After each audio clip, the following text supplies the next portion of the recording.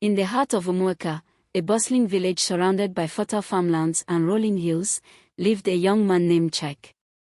His face was carved with the kind of beauty that made women turn their heads twice, and his tall frame moved with the confidence of someone who believed the world belonged to him. His skin glowed with the smoothness of youth, and his deep voice carried easily across the village square. The elders often remarked, if looks were wealth, Chike would be richer than the king. And truly, Chike's looks were his weapon. But behind that striking face lay a heart filled with arrogance. From a young age, Chike discovered the power he had over women. When he smiled, maidens blushed. When he spoke, their hearts trembled. Yet instead of using his charm to honor and build, he used it to conquer and destroy. Chike believed love was a game, an endless sport meant only for his amusement. To him, women were not treasures to be cherished but trophies to be displayed. He loved none of them, yet he promised each one the world. On market days, he strode across the square in fine wrappers and polished sandals, his chest broad and his laughter loud. Mothers nudged their daughters to stay away, but the girls, curious and eager, were drawn like moths to fire. One evening, as the golden sun sank behind the iroko trees, Chike leaned against a wooden post near the stream. A young maiden named Ifunanya passed by with her calabash filled with water. He winked at her, and she almost spilled her load. Within weeks, the village was buzzing. Chike had added another girl to his list. To Chike, affection was nothing more than a trick. He knew the right words to say, the right promises to make, and the right smile to flash at the right time. His tongue was smooth, his words sweet, but his heart was empty. Ifunanya was not the first, and she would not be the last. Before her, there was Ngozi, the daughter of the palm wine tapper, whose tears stained her mother's wrapper when Chike walked away without a word. Before Ngozi, there was Amarachi, who gave him gifts from her small trade, only to watch him boast about other girls in the square. Every conquest filled him with pride. Each new broken heart was, to him, a mark of manhood. The young men of the village whispered among themselves, some envying his charm, others shaking their heads in disapproval. Chike is playing with fire, one of his friends, Obina, often warned. No man makes sport of love and goes unpunished. But Chike only laughed. My friend, life is short. Why should I tie myself to one woman when the world is full of many? Women are like wrappers, one is never enough. His words spread like wildfire, and soon he was known across the neighboring villages as Chike the Heartbreaker. Instead of shame, the title filled him with pride. He wore it like a crown. Yet, unknown to him, the tears he caused were not silent.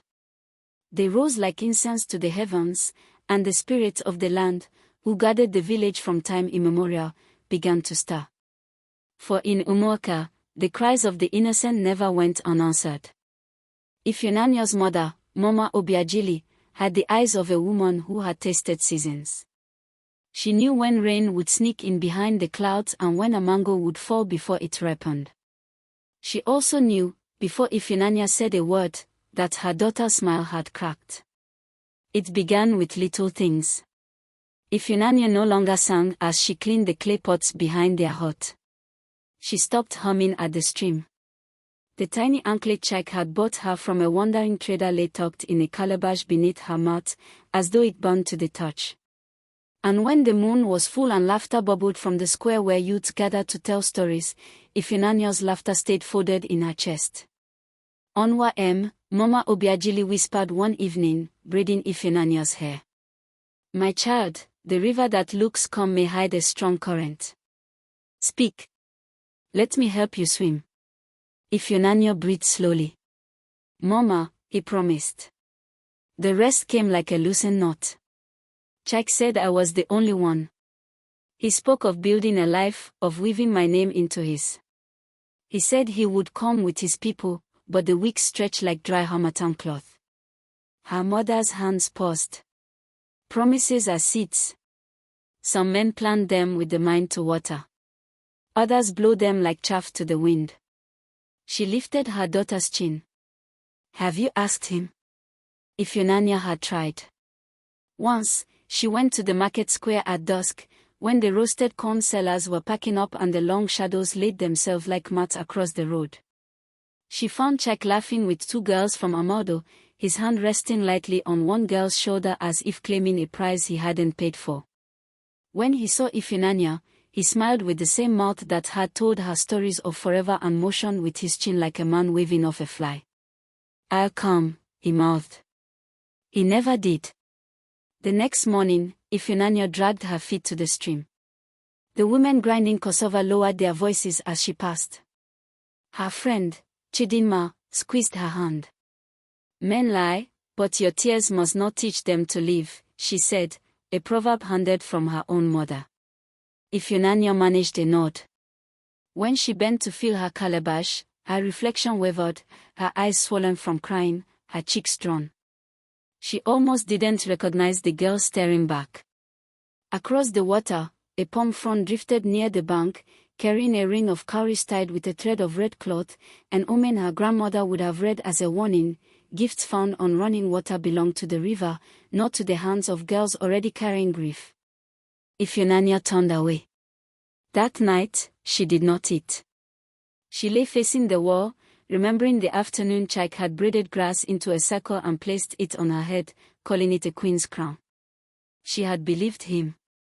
She had believed the warmth in his eyes, unaware how practiced warmth can be. On the third day, Mama Obiagili took her by the hand to see Nwakigo, the widow who lived near the old cotton tree. People said Nwakigo's counsel was a path that saved many feet from thorns. Her courtyard smelled of herbs, utozi leaves drying on a line, scent leaf crushed in a wooden mortar, and bitter aloe standing proud in the sun.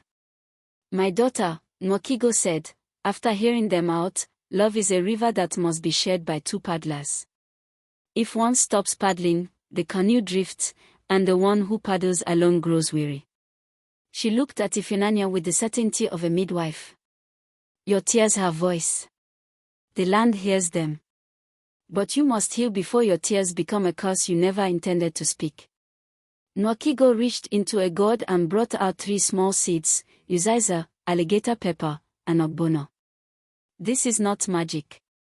It is memory. We will wash you of the names that do not belong to you." She brewed a small basin with warm water, leaves, and a spoon of honey.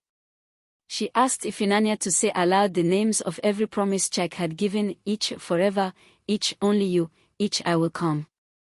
With each name she spoke, Nwakigo dropped 1 seed into the water and stirred until the water clouded like a sky about to rain. "Now wash your face," the widow said, "and when you rise, say, I return what is not mine.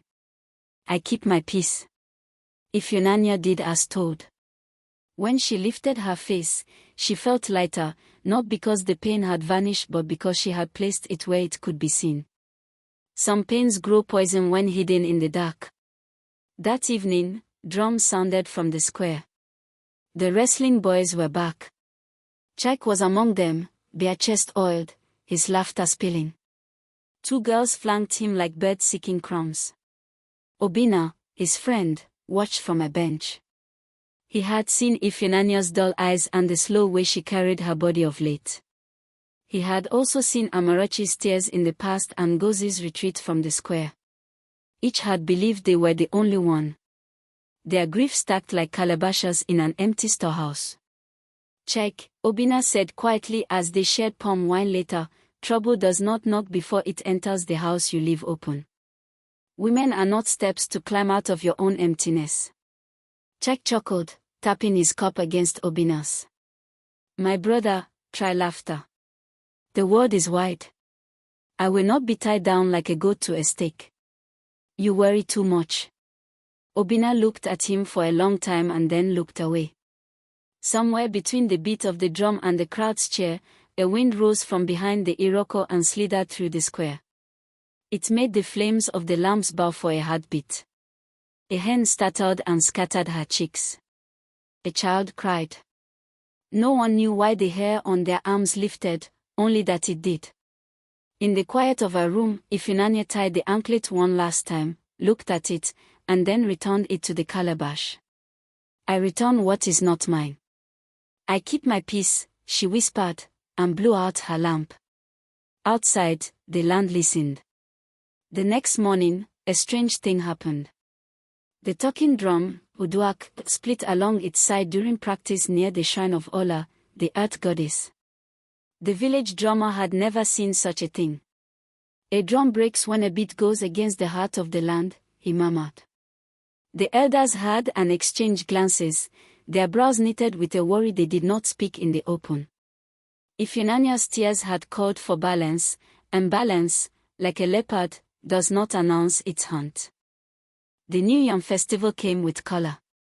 Women wrapped themselves in wrappers the color of ripe udola fruit. Men wore white, embroidered tops that gleamed in the sun. The air smelled of roasted yam, pepper soup, and wood smoke, and the talking drums, repaired now, told the old stories, of bravery, of caution, of the thin line between pride and fall. Chike moved through the crowd like a man who owned the day. He traded his smile the way a market woman trades kola nuts, with confidence, with calculation. As the masquerades danced, tall, masked spirits with raffia skirts that whispered secrets, the Okoroshi glided past him and paused. The masked spirit tapped Chike lightly on the chest 3 times with its staff and shook a rattle that hissed like a warning snake. Huh! The spirits greet me, Chike laughed, spreading his arms. Across the square, Baba Nwokoi, one of the oldest elders, washed. His grey beard shone like river stones in the light. He took a slow sip of palm wine and said to no one in particular, "When a masquerade points, wise men ask why. Fools boast that the finger makes them taller." By evening, when the last kola nut had been broken and prayers had been said for harvest, Baba Nwokoi sent for Chike to come to the Obi, the elder's hut. Chike arrived with the casual gait of a man who could not imagine why elders would ever summon him except to praise his handsomeness. Inside the Obi, the roof smoked lightly from the cooking fire. Carved stools circled the hearth. The air was cool, serious. Mama Ijeoma, Chike's mother, had been called as well. She stood in the corner, fingers laced, worry keeping time in the movement of her tongue. "My son," Baba Nwokoi began, voice steady, "a handsome face is a door that opens many rooms.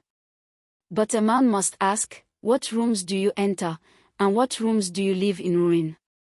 We have watched the trail of your footprints in this village. Girls do not come to the market with the same light in their eyes after your promises wash through them." Chike rolled his shoulders, matching their calm with manufactured ease. "Baba, I have harmed no one. Did I beat anyone? Did I force anyone? We are young. We are living. The girls know the dance." Another elder, Mama Okomaka, a woman who had sat with more birds than anyone could count, leaned forward. "Words are not leaves. When they fall, they do not return to the tree. The girls believed your words, Chike. Your lips poured palm wine, their hearts drank the sweetness and woke with a headache. How long will you brew hangovers?" Chike smirked. "Mama, even palm wine does not please every tongue. Must I be blamed for every stomach?" Mama Ijeoma spoke then, her voice a quiet rope pulling. "Nwam, listen. I have watched your father's kinsmen fall because they mocked what should be honored. The land is patient until it is not. I have counted the hearts you have held and discarded." From a small bag, she poured a handful of palm kernels onto the floor. They scattered like worry beads, each a small black moon. "Count them," she said. "See if your fingers do not tire." Chike looked at the kernels, then at his mother. "Mama, this melodrama does not suit you."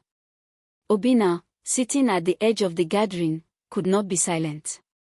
"Chike, when a friend tells you your cloth is burning, you do not call him a gossip.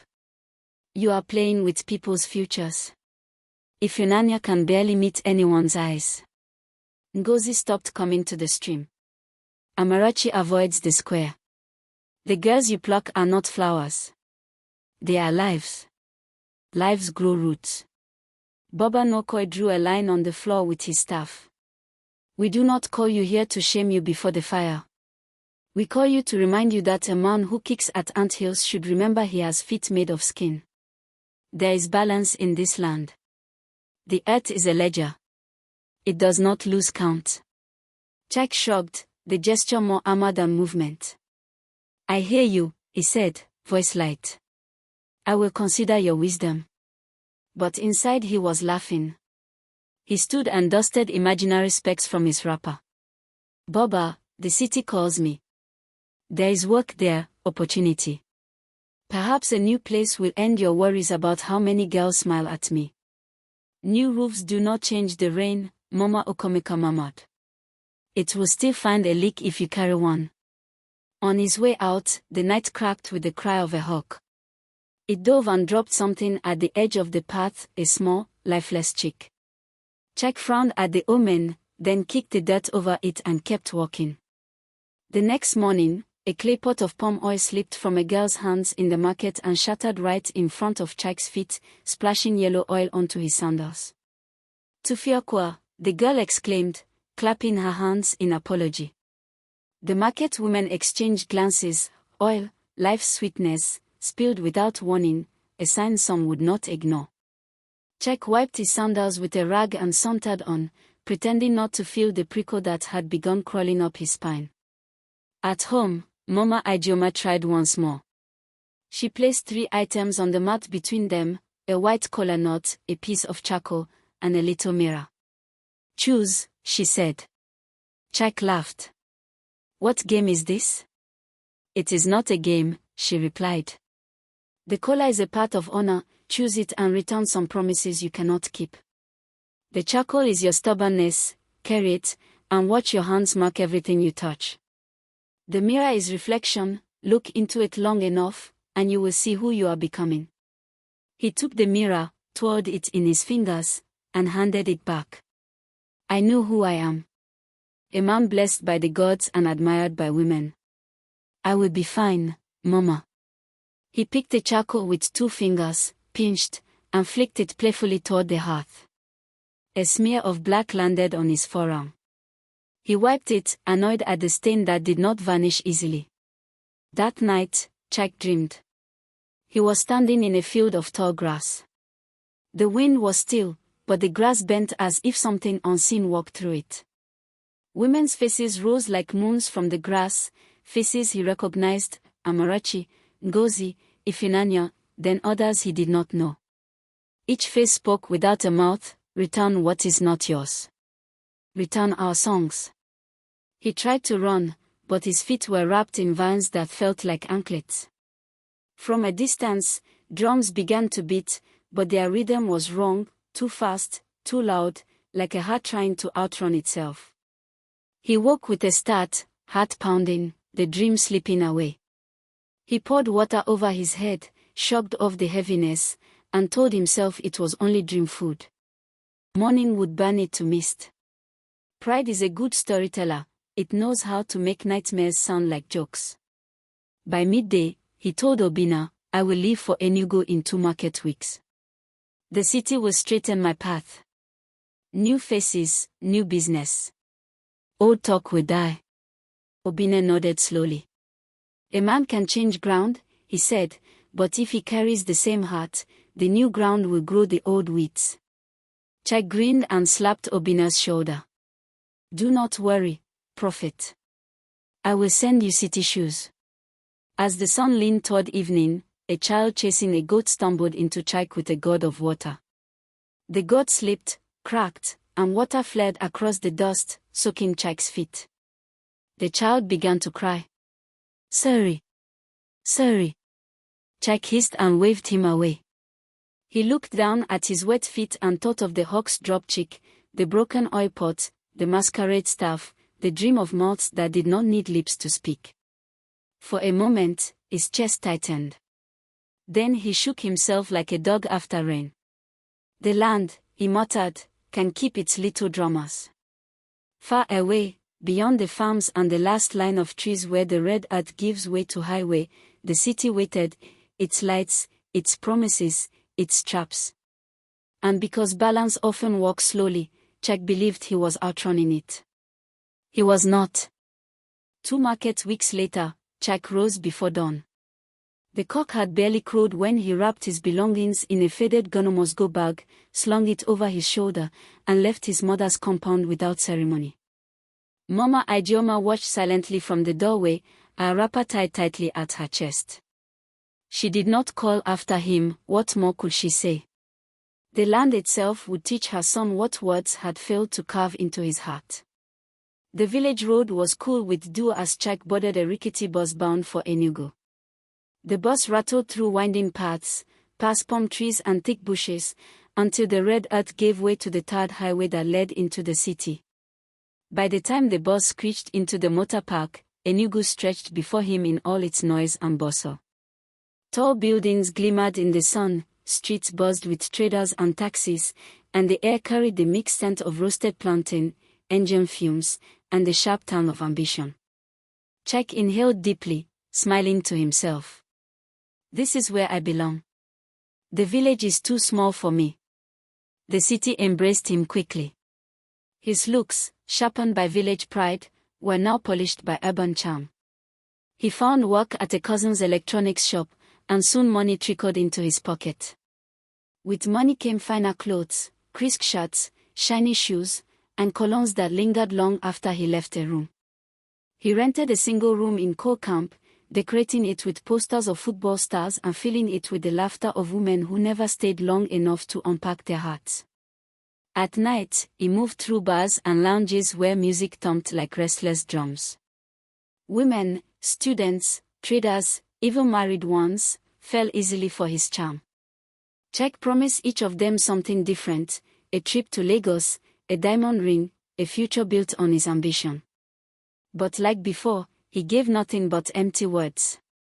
The pattern repeated itself: he used, he enjoyed, he discarded. But the city was wider than the village, and the tears of these women did not vanish quietly into the earth. They lingered in the air, heavy, waiting. Sometimes, on quiet nights, when the generator hummed and the streets were still, Chike felt uneasy. He would wake from dreams where familiar faces, Ngozi, Ifunanya, Amarachi, stared at him with eyes full of accusation. But by morning, pride would shrug it off. Dreams are nothing. The city is my stage. I will never fall. Yet, fate was already arranging a stage bigger than his laughter, and a lesson bitterer than kola nut. It was on a Saturday evening, under the golden glow of the Enugu sunset, that Chike first saw her. Her name was Adaugo. Unlike the flashy women who painted their faces heavily and dressed to catch eyes, Adaugo carried herself with a quiet dignity. She sold handmade jewelry and beads at a stall near Upbeat Market, her hands deftly weaving colors into patterns that seemed to tell stories. Her smile was gentle, not forced, and her eyes carried the calm depth of someone who had seen storms and survived them. Chike noticed how other men passed her by without much fuss, but something about her presence stirred him. She was not loud, not desperate for attention, yet her silence drew him more than the chatter of a dozen others. Determined, Chike approached. "Beautiful one, your beads are wasted on this stall. They belong on the neck of a queen, or on the wrist of a king like me." Adaugo looked up slowly. Her eyes met his, unshaken. "Beads do not choose kings or queens," she replied softly. "They only carry the story of the one who wears them." Chike was taken aback. Most girls giggled, blushed, or bent under his charm. But Adaugo? She was calm, almost untouchable. He felt challenged, and Chike never backed down from a challenge.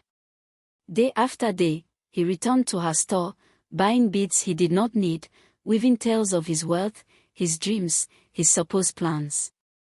Adaugo listened but never swooned.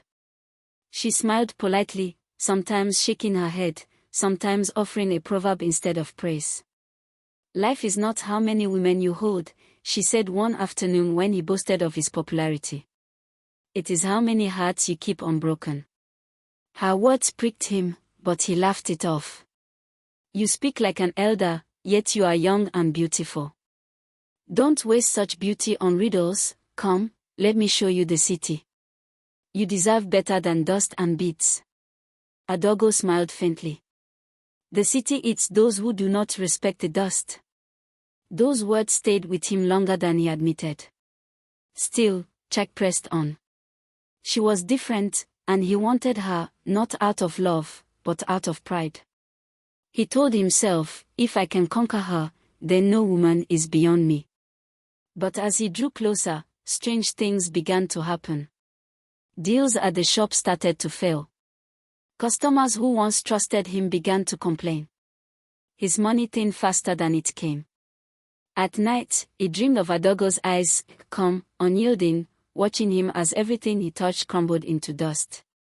He did not know it yet, but Adaugo was no ordinary woman. She carried with her the weight of justice, not human justice, but the justice of the land itself.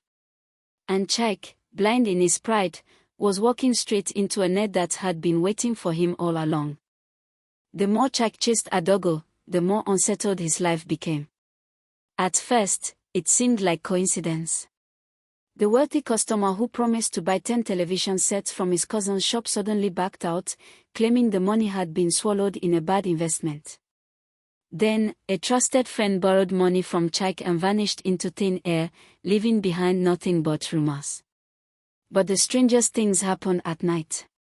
Chike began to dream vividly. In one dream, he was surrounded by the women he had once deceived, Ngozi, Amarachi, Ifinanya, and countless others. They stood in a circle, chanting his name, but instead of admiration, their voices were heavy with sorrow. Their eyes were hollow, and their hands reached for him, clawing, pulling. When he tried to run, his feet sank into mud. In the center of them all stood Adaugo, calm, her beads glowing like embers. She raised her hand, and the women's voices turned into thunder. Chike woke, sweating, gasping, his throat dry as harmattan dust. Dreams are nothing, he muttered to himself. But the unease in his chest told a different story. During the day, he clung to Adaugo's stall, determined to win her over. But she always had words that pierced deeper than he wanted to admit. Chike, she said once, fixing beads into a thread, a hunter who kills for sport will one day meet an animal that bleeds differently. Then he will understand pain. He forced a laugh. And you think you are that animal? She looked up slowly, her eyes steady. I don't need to be. Your own shadow will teach you. Strange things followed. Once, after visiting her stall, Chike discovered his wallet missing, though he had sworn it was in his pocket moments earlier. The next morning, when he found it under his bed, all the money inside had turned to torn papers. Another time, as he prepared to attend a party, his new white shirt stained mysteriously with palm oil the moment he wore it, though the house had no oil nearby. Even women in the city began to avoid him. Rumors spread that those who dated Chike soon lost their jobs, their health, or their peace. One student he had been wooing came to his room trembling, saying she saw a shadowy woman standing by his window every time she visited. She fled, never to return. Obina, who occasionally came from the village to see him, noticed the change. My brother, he warned, you are walking with a storm. Stop this pursuit of Adaugo. She is not for you. But pride tightened Chike's heart. I have never failed to get a woman, he boasted. Why should this one be different? Yet, deep inside, he knew, this was no ordinary game. Something unseen had begun to weave a net around him, and each step he took drew it tighter. The fall began quietly. One afternoon, Chike's cousin confronted him at the shop. Chike, I cannot keep you here anymore. Since you joined me, my business has crumbled. Customers complain, sales have dropped, and debts are rising. I don't know what shadow you carry, but I cannot let it destroy me. Chike tried to argue, but his cousin's eyes were firm. By evening, he was out of the shop, unemployed and unsettled. From there, things worsened. His landlord demanded rent, and when Chike could not pay, he was thrown out. He moved from friend to friend, but none wanted him for long. Wherever he went, quarrels erupted, property broke mysteriously, and peace vanished.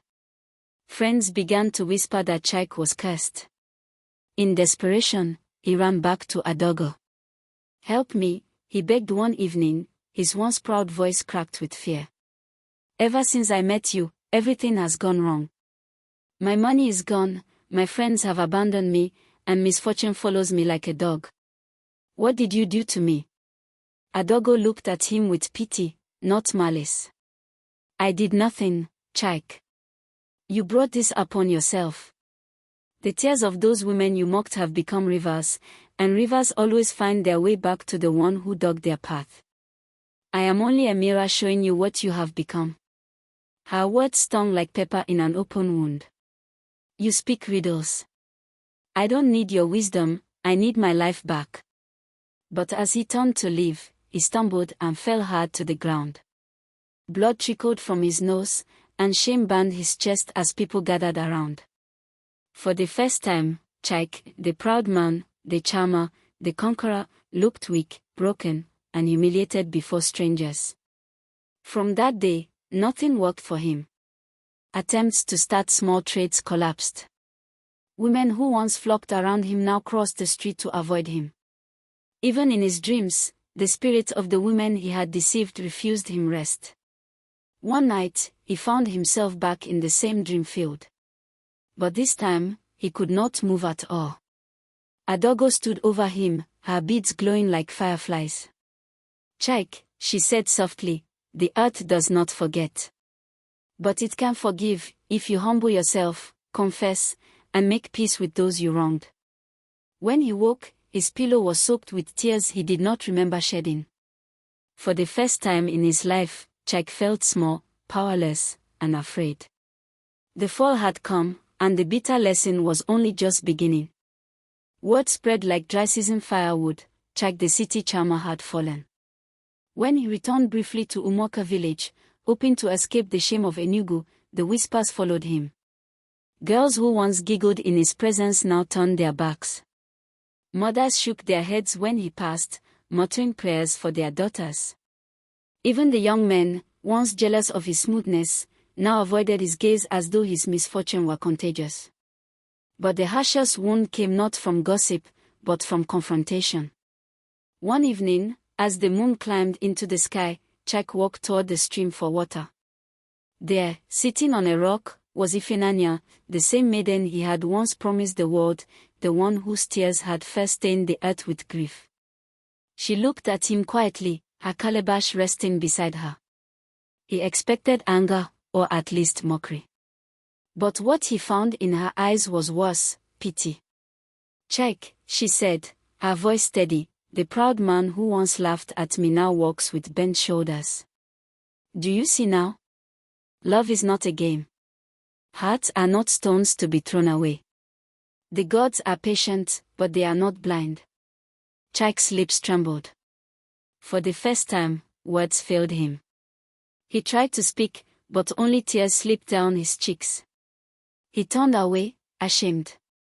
That night, he wandered near the shrine of Ola, the earth goddess, where elders had warned him years before. In the silence, he heard voices, not from men, but from his own guilt echoing against the walls of his spirit. "You mocked them. You promised lies. You broke trust. You carried pride as a crown." Chike fell to his knees in the dust, clutching his chest as though the weight of all his sins pressed against him. In that moment, he realized the truth. It was not Adaugo who cursed him, nor magic, nor envy. It was his own hands, sowing pain like seeds, now reaping the bitter harvest. And harvest, once ripe, cannot be hidden. The next morning, Chike did something no one expected. He went door to door, seeking out the women he had deceived. He found Ngozi, now married, and bowed low before her. "Forgive me," he whispered. She looked at him, surprised, but nodded and turned away, unwilling to waste words on him. He found Amarachi in the market. She watched him kneel in the dust, his once fine clothes now tattered. She shook her head and said only, "May your tears water wisdom." Even if Yonanya, though she had no anger left, told him, Chike, your forgiveness must come from heaven. But learn. Learn, so you do not raise sons who repeat your footsteps. Each apology bruised his pride, but each lifted a burden from his spirit. For the first time in his life, he felt lighter, not because his shame was erased, but because he no longer ran from it. Back in the city, Chike found Adaugo once more. She was at her store, weaving beads as though nothing in the world had changed. He dropped to his knees. I mocked love. I mocked women. I mocked the warnings of the elders. And now I see, I mocked myself. If there is any path to peace, show me. Adaugo's hands never stopped weaving. Her voice was calm, yet heavy with authority. Peace does not come from my hands, Chike. It comes when you buy your pride, when you treat hearts as treasures, not toys. Go, rebuild your life, not with lies, but with truth. Not with conquest, but with honor. Then perhaps the earth will remember you kindly. For the first time, Chike did not argue, did not boast, did not laugh. He only bowed his head, tears falling freely onto the dust of Ogbit Market. And so began his slow journey, not to riches, not to charm, but to humility. Some said he never fully recovered wealth or reputation, but he gained something greater, wisdom. Others claimed he became a counselor to young men, warning them never to follow his path. Whatever the truth, one thing remained clear: the proud man who once used women without shame had been taught the bitterest lesson of all. That pride destroys faster than poverty, and broken hearts always find their judge.